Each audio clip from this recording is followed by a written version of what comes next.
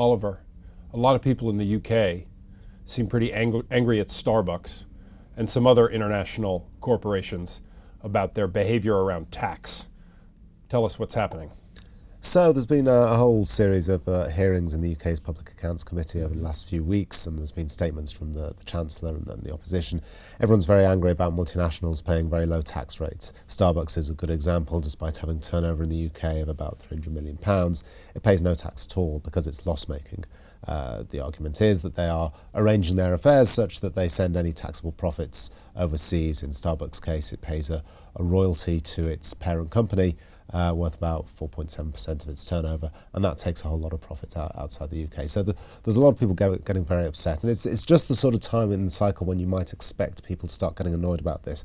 The Chancellor's under pressure because tax revenues aren't what he hoped they would be. The deficit reduction programme isn't going as he hoped it would be. Foreign corporates are quite an easy target, particularly consumer-facing corporates like Google and Amazon and Starbucks. They're quite an easy target. If there's a chancellor who's under pressure from tax receipts, it's quite an easy target to go for. The basic assumption here seems to be that what Starbucks is doing is completely legal, if not completely ethical. How is Starbucks responding to all the criticism? So Starbucks is responding by saying it's going to have a look at what it's doing about UK taxation. It's in detailed negotiations with the UK government. The central result is likely to be that it will cut the royalty it pays to its parent company.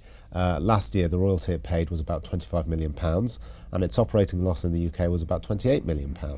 So you can see there that by cutting this, they probably won't cut their royalty payment entirely, but by cutting it some way, they'll reduce their operating losses. The wider question, I guess, for Starbucks shareholders is why it's doing so badly in the UK anyway. Costa Coffee makes a profit here at an 11.5% operating margin. That's pretty good. Starbucks seems unable to do that.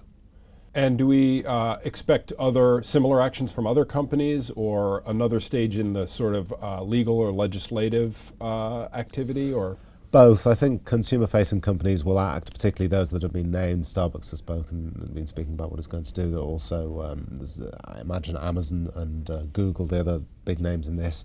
But also the government is acting as well. They're saying they're going to put £77 million in to increase tax compliance, to prevent tax avoidance. They say that will create extra revenue to the exchequer of £2 billion. It's not a bad return on investment, although the suspicion behind all this is that the corporates will always employ cleverer people than the revenue can. So the revenue is always playing catch up with these people.